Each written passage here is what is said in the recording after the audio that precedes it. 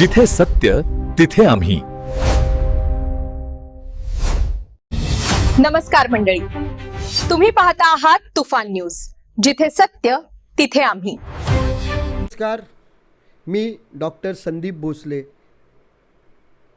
उद्योग आणि सहकार महाराष्ट्र संघटक शिवसेना, भारतीय लोकसहकार अध्यक्ष, तुफान news channel chief editor, Maharashtra flat welfare association general secretary. गेल्या आठवड्यामध्ये मी 165 वॉर्डचा एक भ्रष्टाचार बाहेर काढला होता. मी नाव कोणाचं घेतलं नव्हतं, कारण मला नाव घ्यायचं नव्हतं. ज्यांनी हा भ्रष्टाचार केला आहे त्यापर्यंत हा मेसेज गेलेला आहे. कुठल्या तरी पक्षाची एका माणसामुळे जर हानी होत असेल तर खरंच ती लज्जास्पद गोष्ट आहे. आज तो जो आलेला विभाग प्रमुख, आज मी नाव घेणार आहे आणि आज मी कॉन्ट्रॅक्टरचं पण नाव घेणार आहे आणि BMCच्या सगळ्या ऑफिसर्सचं पण नाव घेणार आहे.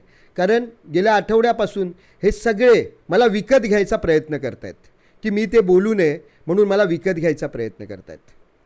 ह्या 165मध्ये जे पक्षांनी एक फंड सँक्शन करून दिला होता आणि त्या फंडाच्या समोर त्या वॉर्डमधली कामं व्हावी म्हणून तो 2 करोड रुपयाचा फंड, मी डायरेक्ट बोलतो, शिंदे साहेबांनी आपल्या स्वतःच्या फंडामधनं ॲप्रुव्हल केला होता. आणि त्यावेळेस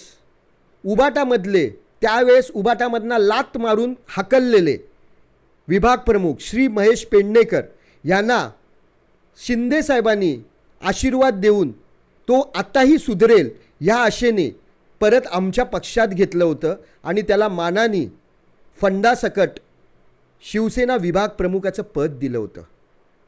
त्यावेळेस आम्हीही त्याच्या बाजूने होतो की काहीतरी तिथे लात पडली आहे तर इथे तरी चांगलं काम करेल, ही कुठेतरी आशा होती. पण कसं असतं माहिती आहे, चुकीचा शब्द वापरतोय मित्रांनो. कुत्र्याची शेपूट कितीही पायपाट टाकली तरी ती सरळ होत नाही.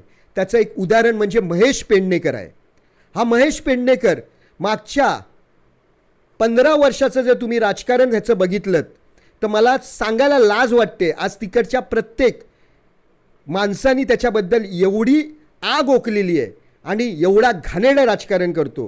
तो आमचा पक्षाचा विभाग प्रमुख आहे आणि तो आमच्या पदाधिकाऱ्यांना शाखेत न बोलवता त्याच्या घरी बोलवतो मीटिंगला आणि घरी बोलून त्यांना दादागिरी करून त्याच्या घरी रेकॉर्डर लावलेलं आहे आणि घरी बोलवल्यानंतर तो त्यांच्याकडनं ज्या काही गोष्टी बोलतो त्या सगळ्या रेकॉर्डिंग करतो आणि त्या स्वतःकडे प्रूफ म्हणून ठेवतो. तरी माझ्या सर्व पदाधिकाऱ्यांना, सर्व शिवसेनेच्या पदाधिकाऱ्यांना आव्हान आहे की त्याच्या घरी जाऊन जर त्याला खरंच शिवसेनेचं राजकारण करायचं होतं तर तो शाखेत का नाही बसत? तो 91च्या आपल्या जी 91ची कालिना विधानसभेची शाखा आहे तिथे येऊन का नाही बसत?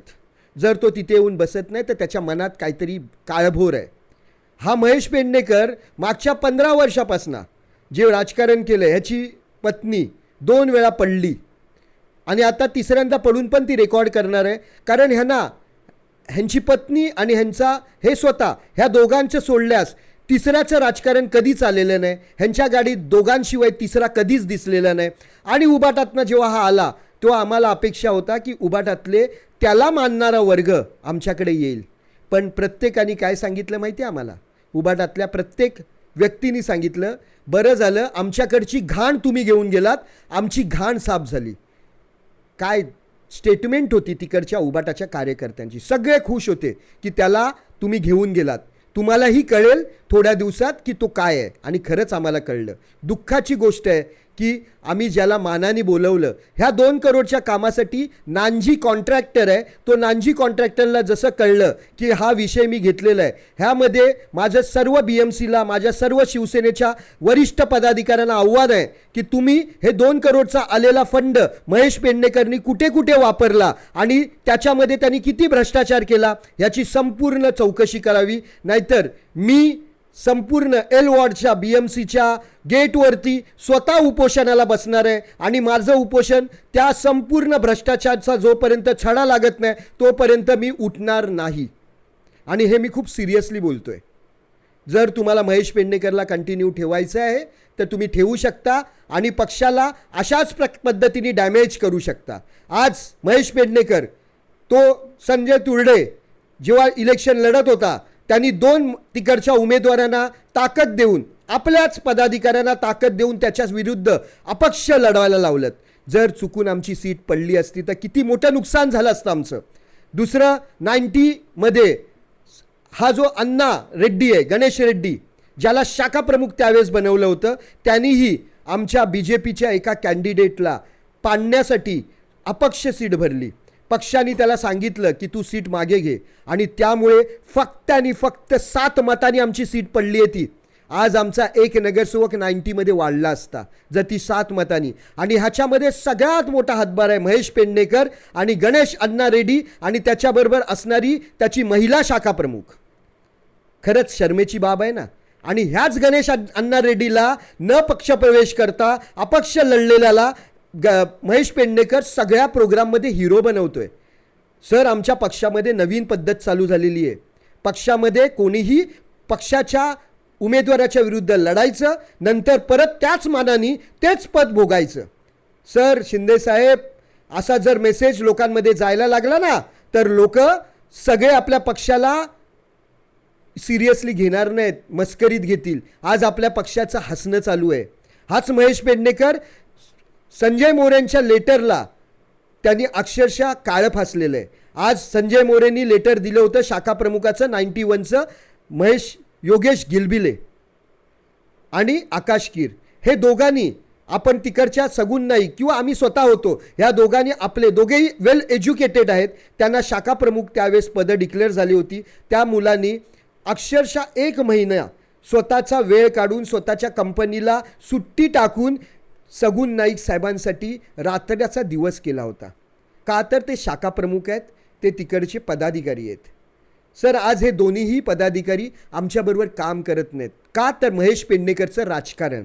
संजय तेलोरे जो शाखा प्रमुखाचं लेटर त्याच्या हातात नाही आहे, त्या संजय तेलोरेला सांभाळण्यासाठी आणि आर्थिक व्यवहार सगुण नाईकांना त्रास देण्यासाठी, त्यांच्या सगुण नाईक काय काय करतोय ह्याच्या सर्व डिटेल्स त्यांच्यापर्यंत पोहोचण्यासाठी या संजय तेलोरेला, ज्यांनी दुकानाचे झोल केलेत, ज्यांनी फेरीवाल्यांचे झोल केलेले आहेत, ज्यांनी कॉन्ट्रॅक्टरकडनं लुटलेले आहेत, असे कितीतरी व्हिडिओज आमच्याकडे आहेत. अशा संजय तेलोरेला न शाखा प्रमुख असताना पण त्या शाखा प्रमुखाच्या पदावर बसून योगेश गिलबेलेचा अपमान केला आहे. एक मानाचा जो माणूस असतो ना, ज्यांनी सगुण नाईकांना निवडून देण्यामध्ये सिंहाचा वाटा उचलला होता, त्याला जेव्हा सगुण नाईक निवडून आले त्याला ती मानानी जी शाखा प्रमुखाची सीट द्यायला पाहिजे होती ती दिली नाही. का तो काम करेल आमच्यासाठी? का असा पदाधिकारी आमच्याबरोबर राहील? आज वेल एज्युकेटेड शाखा प्रमुख माझ्याकडे आला होता, मला त्याचा गर्व होता आणि त्याच्यामुळे अजून कितीतरी वेल एज्युकेटेड माणसं आमच्याबरोबर महिला येणार होत्या. पण ह्याच अनाडी संजय तेलोरेला त्या खुर्चीवर बसून आमच्या 91 शाखेची महेश पेडणेकरनी कंप्लीट वाट लावून टाकली. मी सर्व वरिष्ठ पदाधिकाऱ्यांना आव्हान करतोय, तुम्ही संजय तेलोरे, गणेश अण्णा रेड्डी आणि महेश पेडणेकरला जेवढा दिवस पक्षामध्ये ठेवाल तेवढा दिवस पक्ष डॅमेज होत जाईल. आजपर्यंत महेश पेडणेकर यांनी एकही पक्ष प्रवेश करू शकला नाही, एकही पक्षाचा प्रोग्राम घेऊ शकला नाही. BJPमधनं खोटं सांगून महापौरच्या इच्छेने पक्षाशी गद्दारी केली, राहुल शेवाळ्यांच्या विरुद्ध स्टेटमेंट दिली, आमच्या नेत्यांच्या विरुद्ध स्टेटमेंट दिली, शिवसेनेच्या विरुद्ध स्टेटमेंट दिली. अशा नेत्याला तुम्ही, अशा पक्षाच्या विरोधी काम करणाऱ्याला तुम्ही जवळ घेऊन बाजूला बसून काम करताय. आमच्यासारखे कट्टर पदाधिकारी, आमच्यासारखे कट्टर शिवसैनिक काय बोलतील? मी सरळ बोलतोय, तुम्हाला जर मला ह्याच्यावरती माझ्या विरुद्ध कारवाई करायची असेल तर मी कधीही तयार आहे. पण मी हे जे बोललेलो आहे हे सगळं वरिष्ठांनी चेक करावं आणि वरिष्ठांनी ह्याच्यावरती योग्य तो निर्णय घ्यावा. नाहीतर यानंतर मी 165चा जो भ्रष्टाचार आहे, जो कॉन्ट्रॅक्टर आहे नानजी आणि जो महेश पेडणेकर आहे, ह्या दोघांच्या विरुद्ध उपोषणाला बसणार आहे. आणि ही माझी शेवटची डेडलाईन आहे. मी आमरण उपोषणाला बसणार आहे. जर त्याचा भ्रष्टाचार काढला नाहीत तर मी तिथून उठणार नाही. आणि माझ्याबरोबर शिवसेनेचेच पदाधिकारी उपोषणाला बसणार आहे. हा माझा तुम्हाला अल्टिमेटम आहे. जर तुम्ही महेश पेडणेकरला काढलं नाही तर शिवसेनेचे पदाधिकारीच शिवसेनेच्या विभाग प्रमुखाच्या समोर उभे राहणार आहेत आणि विभाग प्रमुखाच्या समोर उपोषणाला बसणार आहेत हे शिवसेनेची खूप सरमेची बाजू असेल, तरी आपण सर्वांनी आणि आपल्या सर्व पदाधिकाऱ्यांनी डोळे उघडून ह्या महेश पेडणेकरला काढण्यासाठी सगळ्यांनी एकत्र यावं, हीच एक आपल्याला विनंती आणि हेच आपल्याला एक आव्हान. एवढंच बोलून मी थांबतो. जय हिंद, जय महाराष्ट्र. आपला संदीप भोसले. जिथे सत्य तिथे आम्ही.